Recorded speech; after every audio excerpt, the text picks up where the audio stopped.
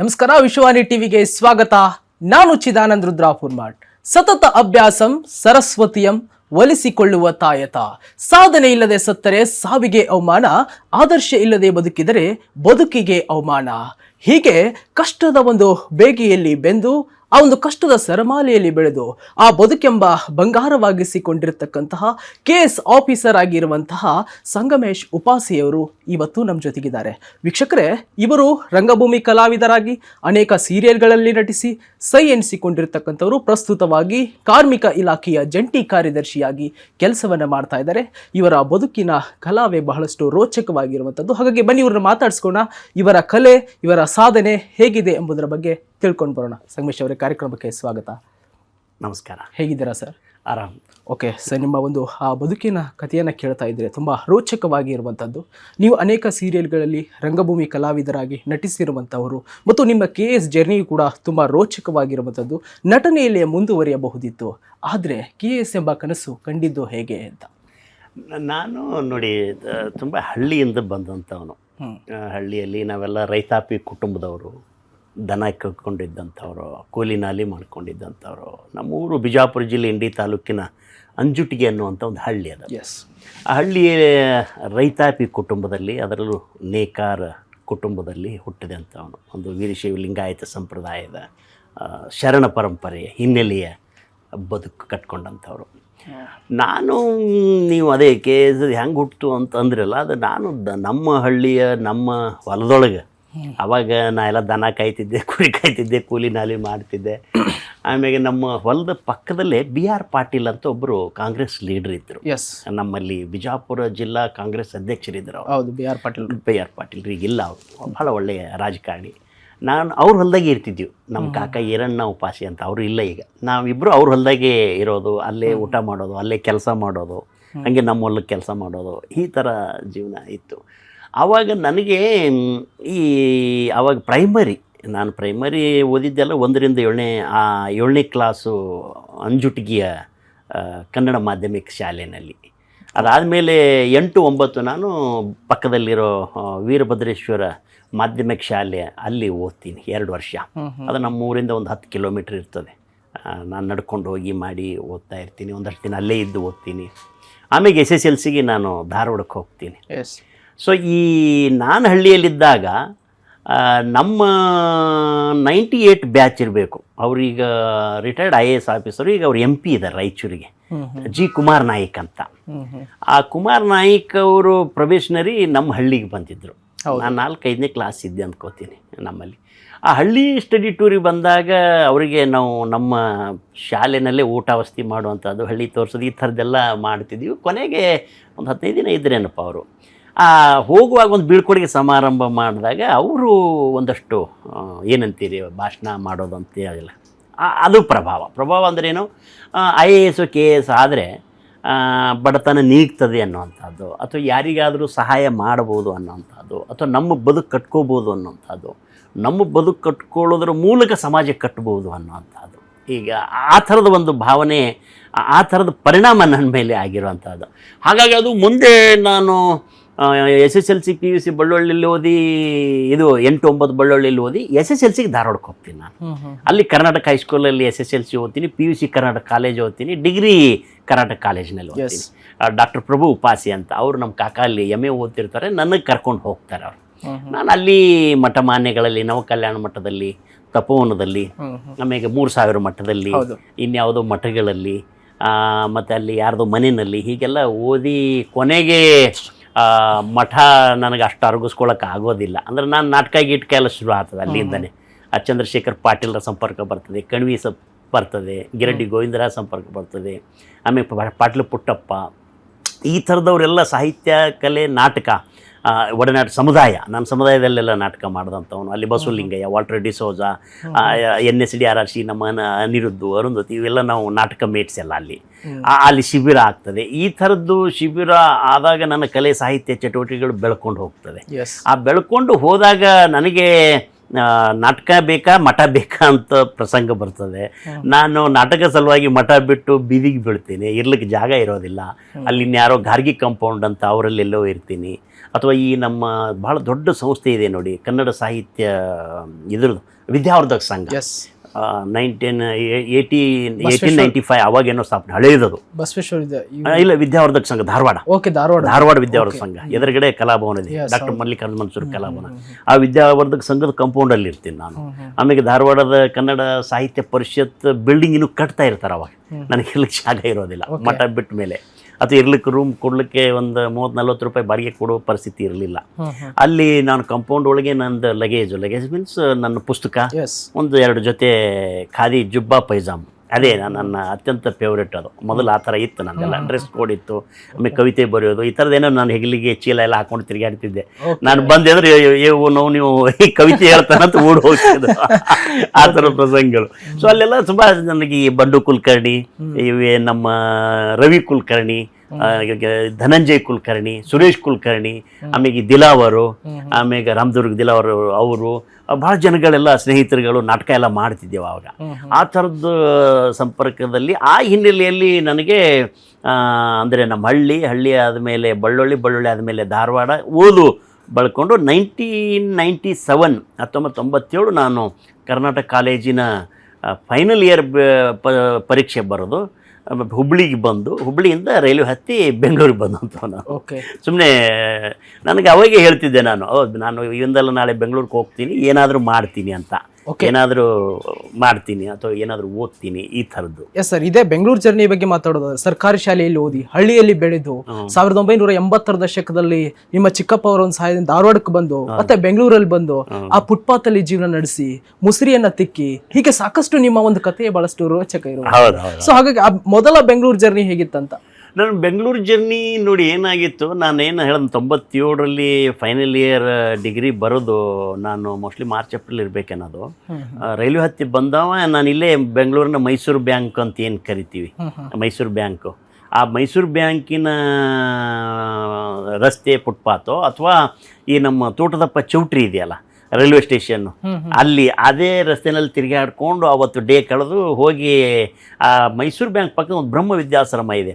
ಆ ಬ್ರಹ್ಮ ವಿದ್ಯಾಶ್ರಮ ಅಪೋಸಿಟ್ ನಾನು ಈಗಿರೋ ನಾನು ನಮ್ಮ ಕಮರ್ಷಿಯಲ್ ಟ್ಯಾಕ್ಸ್ ಹೆಡ್ ಆಫೀಸ್ ಇದೆ ಅಲ್ಲೇ, ನಾನು ಅಲ್ಲೇ ಈಗ ಜಾಯಿಂಟ್ ಕಮಿಷನರು.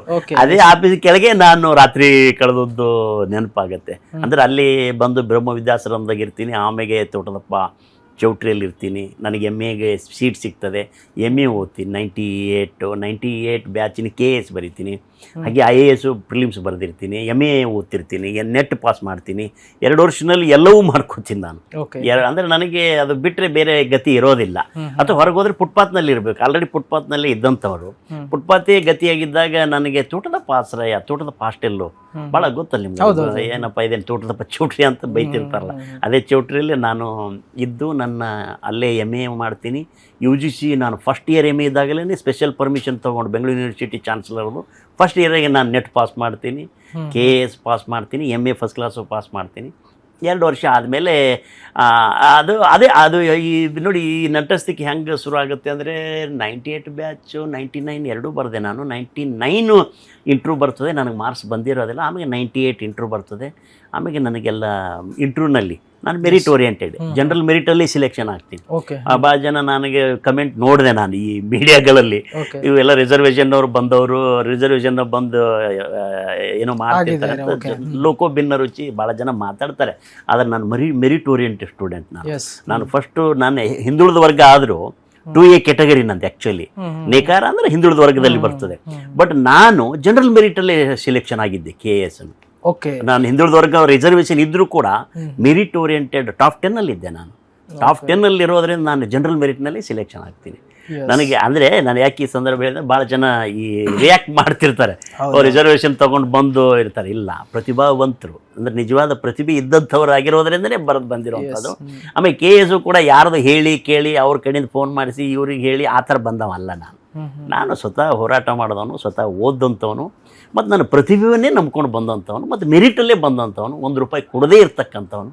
ಆ ಥರದ ಇದರಲ್ಲಿ ಭಾಳ ಜನ ಅದನ್ನು ಕೇಳ್ತಾರೆ ನನಗೆ, ಏನ್ರಿ ಬರೋದ್ರೆ ಅವರಿಗೆ ಅಟ್ ಲಂಚ ಕೊಡಬೇಕು, ಇವ್ರಿಗೆ ಇಟ್ ಲಂಚ ಕೊಡಬೇಕು, ಹಾಗೆ ನಾನು ಅದನ್ನೇ ಹೇಳ್ತೀನಲ್ಲಪ್ಪ ಆ ಥರ ಅಂದ್ಕೊಳಕ್ಕೆ ಹೋಗ್ಬೇಡಿ. ಎಲ್ಲೋ 1% ವ್ಯತ್ಯಾಸ ಇದ್ದೇ ಇರುತ್ತೆ. ನಮ್ಮ 5 ಬೆರಳು ಸಮ ಇಲ್ಲ, ಸ್ವಲ್ಪ ವ್ಯತ್ಯಾಸಗಳಿದೆ. ಹಾಗಂತ ತಕ್ಷಣ ಇಡೀ ವ್ಯವಸ್ಥೆನೇ ನೆಗಡಿ ಬಂತು ಒಂದು ಮೂಗು ಕಟ್ ಮಾಡೋಕೆ ಆಗೋದಿಲ್ಲ. ನಾವು ನೆಗಡಿಗೆ ಒಂದು ಮಾತ್ರೆ ತಗೊಂಡು ಮೂಗು ಸರಿ ಮಾಡ್ಕೋಬೇಕು, ಜೀವನ ಕಟ್ಕೋಬೇಕು, ಅದು ಭಾಳ ಇಂಪಾರ್ಟೆಂಟ್. ಹಾಗಾಗಿ ನಾವು ಬರೀ ಅದು ಇದೆ ಇದು ಇದೆ ಅಂತ ನಾವು ಮಾತಾಡ್ತಾ ಇರ್ತೀವಿ, ಹಾಗಲ್ಲ. 1% ವ್ಯತ್ಯಾಸ ಇದೆ, ಇಲ್ಲ ಅಂತಲ್ಲ. ಆದರೆ ನಿಜವಾಗಿ ಯಾವ ಪ್ರತಿಭಾವಂತಿರ್ತಾನೆ, ಯಾವನು ಓದ್ತಾನೆ, ಯಾವನು ತನ್ನ ಶ್ರಮವನ್ನು ನಂಬ್ಕೊಂಡಿರ್ತಾನೆ, ಶ್ರಮ ಭಾಳ ಇಂಪಾರ್ಟೆಂಟ್. ಶ್ರಮಮೇವ ಜಯತೆ, ಅದು ಭಾಳ ಇಂಪಾರ್ಟೆಂಟ್. ಸೊ ಹಾಗಾಗಿ ಶ್ರಮ ನಂಬದವನು ಎಲ್ಲೇ ಇರಲಿ ಅವನಿಗೆ ಹುಡ್ಕೊಂಡು ಬರ್ತದೆ ಅಂತ. ನಾನು ನಮ್ಮ ಹಳ್ಳಿಯಲ್ಲಿ ದನ ಕಾಯ್ಕೊಂಡಿದ್ದಾಗಲೇ ನಾನು KS ಪಾಸ್ ಆಗಿದೆ ಅಂತ ನಮ್ಮ ಮನೆಗೆ ಲೆಟ್ರ್ ಬಂದಿರೋದು ನಮ್ಮ ಹಳ್ಳಿಯಲ್ಲಿ. ಓಕೆ. ಸೊ ನಾನು ಎಲ್ಲೋ ಹೊಲ್ದಾಗಿದ್ದೆ, ನನಗೆ ನಿನಗೆ ಟಪಾಲ್ ಬಂದದ್ದು ನೋಡು ಅಂತದ್ದು. ಯಾವ ಟಪಾಲ್ ಯಾವ ಮಗನಿಗೆ ಗೊತ್ತಿರಲಿಲ್ಲ ಅದು ನಾನು ಊರಾಗಿದ್ದಾಗೆ ಅದು ಆ ಥರದ್ದು ಅಲ್ವಾ. ಅಂದರೆ ನಾನು ದನ ಕಾಯ್ಕೊಂಡಿದ್ದಾಗಲೇ ನಾನು ಬೆಂಗಳೂರಿನಾಗಿದ್ದೆ, ಬಟ್ ಅದು ಹಳ್ಳಿಗೆ ಹೋಗಿತ್ತು ನಾನು. ಅಂದರೆ ನಾನು ಹೇಳೋ ಉದ್ದೇಶ ಏನು ಅಂದರೆ, ನೀವೆಲ್ಲೇ ಇದ್ದರೂ ನೀವು ಪ್ರತಿಭಾವಂತರಾಗಿದ್ದರೆ ನಿಮ್ಮನ್ನು ಹುಡ್ಕೊಂಡು ಬರ್ತದೆ ಅಂತ. ಸೊ ನೀವು ಇದು ಶ್ರಮ ಅಂದರೆ ಭಾಳ ಇಂಪಾರ್ಟೆಂಟ್. ಅದು ಏನದು ಒಂದು ಮಾತಿದೆ, ಸಾಧನೆ ಅನ್ನೋದು ಸಾಧಕನ ಸೊತ್ತು, ಸೋಮಾರಿಯ ಸ್ವತ್ತು ಅಲ್ಲ ಅಂತ. ಹಾಗಾಗಿ ಸಾಧನೆ ಅನ್ನೋದು ನಿಜವಾಗಿ ಸಾಧಕನ ಸ್ವತ್ತೇ. ಅದು ಈ ಪ್ರಜಾಪ್ರಭುತ್ವ ರಾಷ್ಟ್ರದಲ್ಲಿ ಯಾರು ಏನು ಬೇಕಾದ್ರೂ ಆಗ್ಬೋದು ರೀ.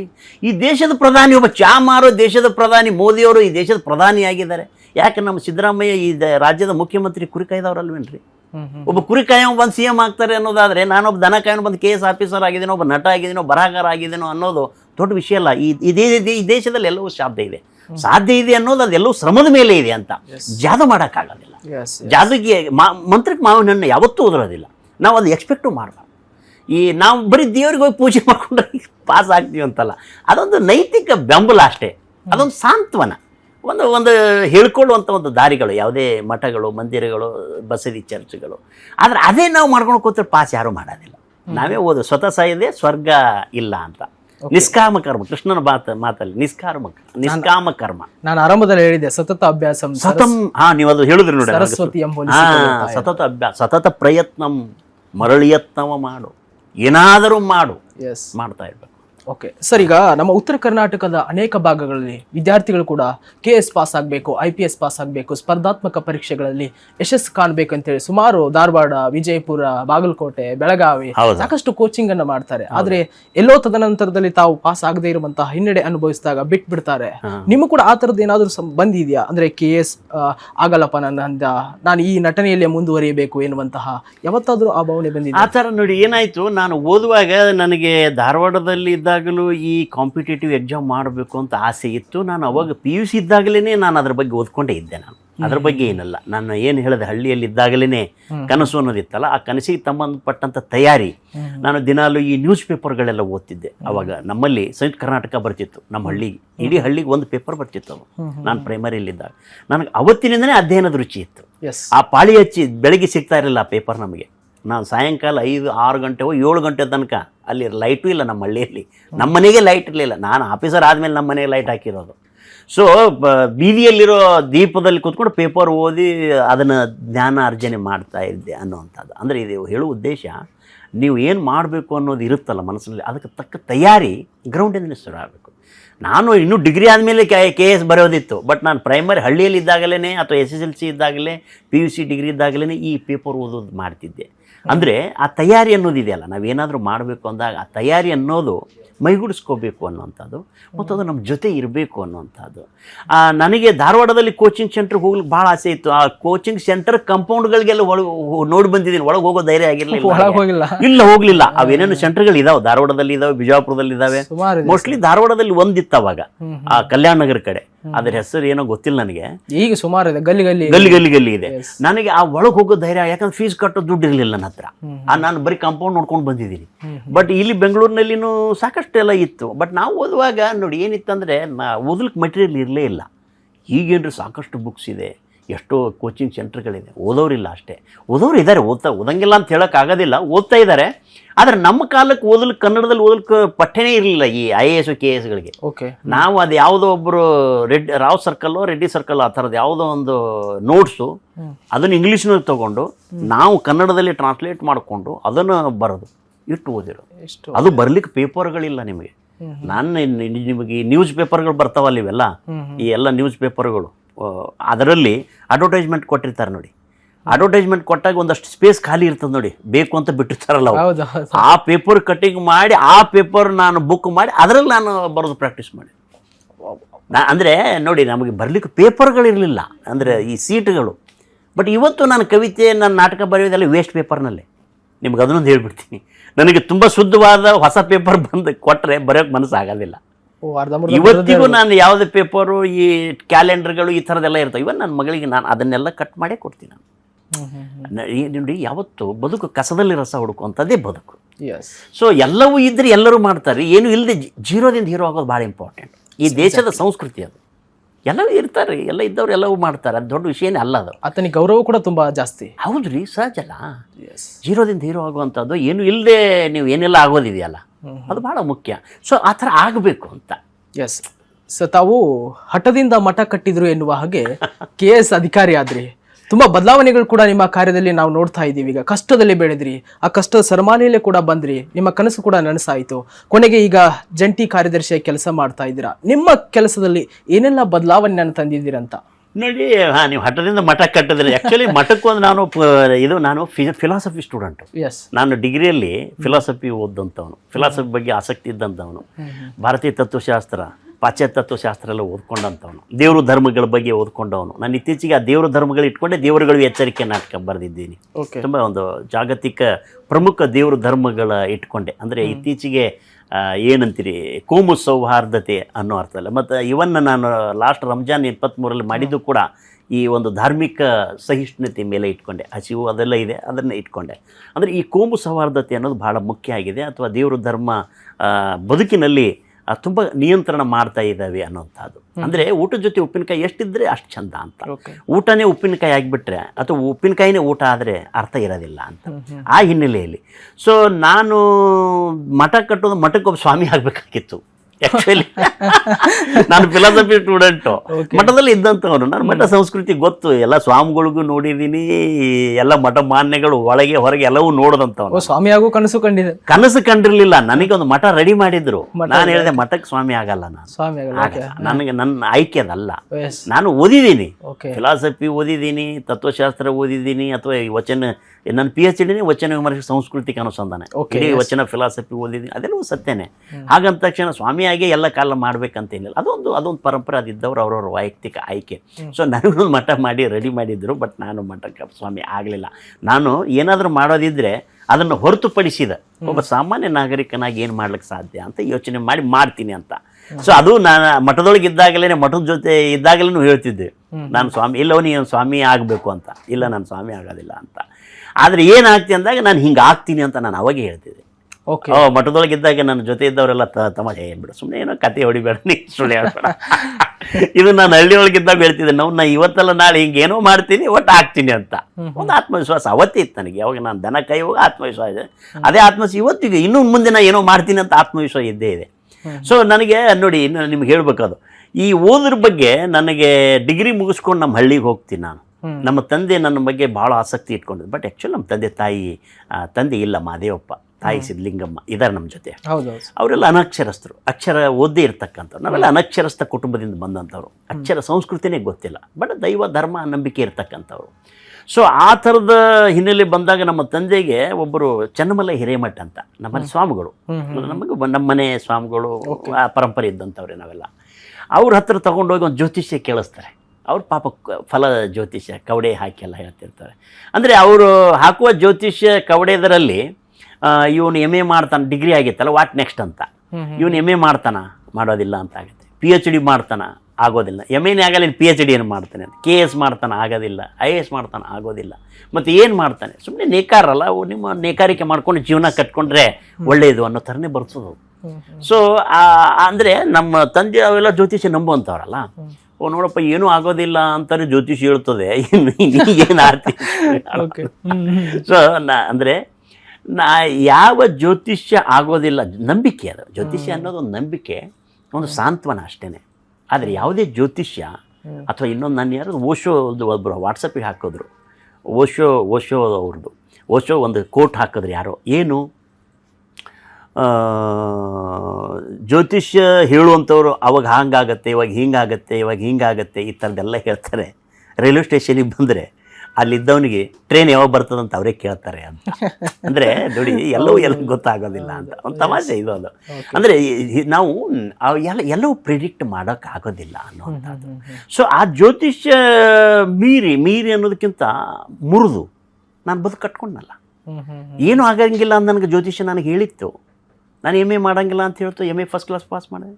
PhD ಮಾಡಂಗಿಲ್ಲ ಅಂತ ಹೇಳಿತ್ತು, ಇವಾಗ ಮೊನ್ನೆ ಹಂಪಿ ಯೂನಿವರ್ಸಿಟಿ PhD ಮಾಡಿಕೊಂಡೆ. ನಾನು KS ಮಾಡಂಗಿಲ್ಲ ಅಂತ ಹೇಳಿತ್ತು, ಮಾಡಿದೆ. ನೆಟ್ಟು ಆಗಂಗಿಲ್ಲ ಅಂತ ನಾನು ಮಾಡಿದ್ದೀನಿ. ಅಂದರೆ ನಾವು ಏನು ಆಗಂಗಿಲ್ಲ ಅಂತ ಅಂದ್ಕೊಳ್ತೀವೋ ಅದು ನಮ್ಮ ಮನಸ್ಸಿನ ನಿಯಂತ್ರಣ ಆಗಿಬಿಡ್ತದೆ. ಅಂದರೆ ನಾವೇನು ಪ್ರಯತ್ನನೇ ಮಾಡೋಕ್ಕಾಗೋದಿಲ್ಲ. ಸೊ ಇವೆಲ್ಲವನ್ನು ಮೀರಬೇಕು ಅಂತ. ಬದುಕು ಇವೆಲ್ಲವನ್ನು ಧಿಕ್ಕರಿಸುವಂಥದ್ದು ಮತ್ತು ಮೀರುವಂಥದ್ದು. ಸೊ ಮನುಷ್ಯನಲ್ಲಿ ಒಂದು ಶಕ್ತಿ ಇದ್ದೇ ಇದೆ. ಶಕ್ತಿ ಇದೆ, ಅದಕ್ಕೊಂದು ಇತಿಮಿತಿ ಇದೆ. ಪ್ರಾಕೃತಿಕ ಒಂದು ಶಕ್ತಿ ಇದೆ, ಅದಕ್ಕೆ ಅದರದೇ ಆದ ಇತಿಮಿತಿ ಇದೆ. ಆದರೆ ಪ್ರಕೃತಿಯ ಮಧ್ಯೆ ನಮ್ಮ ಶಕ್ತಿಯನ್ನು ಪ್ರೂವ್ ಮಾಡ್ಲಿಕ್ಕೆ ಒಂದು ಅವಕಾಶ ಇದೆಯಲ್ಲ.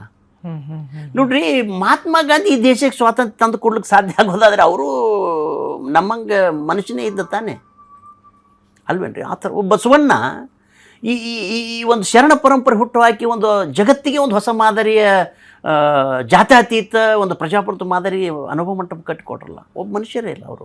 ಅಥವಾ ಬುದ್ಧ ಒಬ್ಬ ಮನುಷ್ಯ. ಅಂಬೇಡ್ಕರ್ ರೀ ಈ ಜಗತ್ತಿನ ಎಲ್ಲ ಆಡಳಿತಾತ್ಮಕ ಅಂಶಗಳನ್ನು ಇಟ್ಕೊಂಡು ಒಂದು ಸಂವಿಧಾನ ಕಟ್ಟಿಕೊಟ್ಟಲ್ಲ. ಅವರೊಬ್ಬರು ಮನುಷ್ಯರು, ಅತ್ಯಂತ ಕೆಳವರ್ಗದಲ್ಲಿ ಹುಟ್ಟದಂಥ ಮನುಷ್ಯರೇ ಅಲ್ಲ ಅವರೆಲ್ಲ.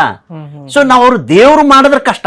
ಯಾರು ದೇವರಲ್ಲ ಅವರೆಲ್ಲ ಮನುಷ್ಯರು ಮನುಷ್ಯರಾಗಿ ನೋಡ್ಲಿಕ್ಕೆ ಸಾಧ್ಯ ಆದರೆ, ಮನುಷ್ಯರಾಗಿ ಕಾಣ್ಲಿಕ್ಕೆ ಸಾಧ್ಯ ಆದರೆ ನಾವೆಲ್ಲ ಮಾಡ್ಲಿಕ್ಕೆ ಸಾಧ್ಯ ಇದೆ. ನಮ್ಗೆ ಎಂತೆಂಥ ಮಾಡಲ್ಗಳು ಇದೆಯಲ್ಲ, ನಮ್ಮ ಎದುರುಗಡೆನೇ ಇದೆಯಲ್ಲ. ಇಲ್ಲೇ ಈ ದೇಶದ ಪ್ರಧಾನಿ ನಮಗೊಂದು ಮಾಡಲ್ ಇಲ್ವಾ? ಹೋಗ್ಲಿ, ಈ ರಾಜ್ಯದ ಮುಖ್ಯಮಂತ್ರಿ ಒಂದು ಮಾಡಲ್ ಇದೆಯಲ್ಲ, ನಮ್ಮ ಎದುರುಗಡೆ ಇದಾರಲ್ರಿ.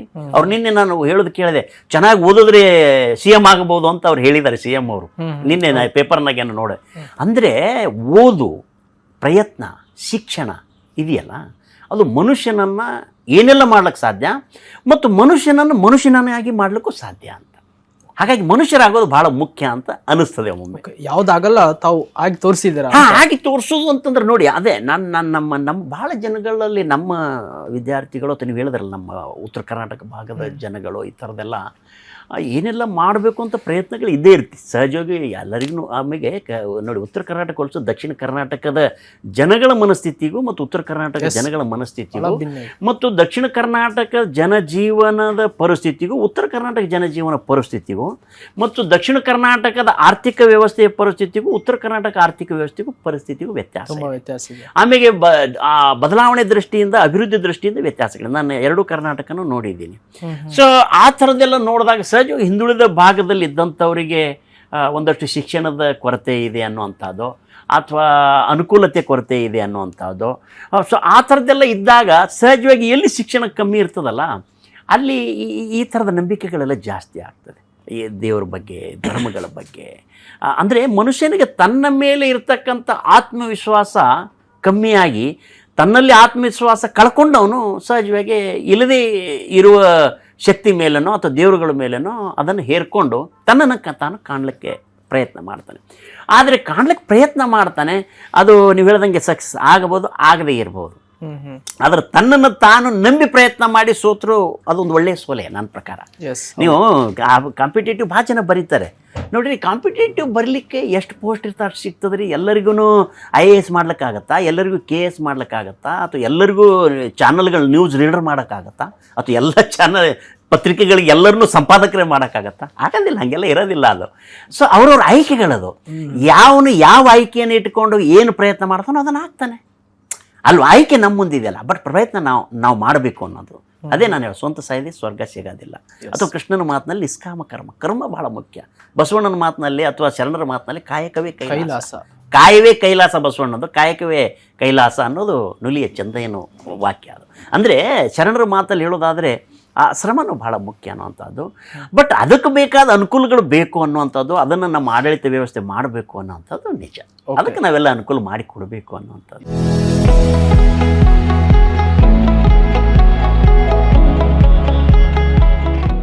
ನಿಮ್ಮ ಕುಟುಂಬಕ್ಕೊಂದು ಪರಿಪೂರ್ಣ ಯೂಟ್ಯೂಬ್ ಚಾನಲ್. ಇಂಟ್ರೆಸ್ಟಿಂಗ್ ಮತ್ತು ಇನ್ಫಾರ್ಮೇಟಿವ್ ವಿಡಿಯೋಗಳನ್ನು ಮಿಸ್ ಮಾಡ್ಕೋಬೇಡಿ. ಈಗಲೇ ಸಬ್ಸ್ಕ್ರೈಬ್ ಮಾಡಿ.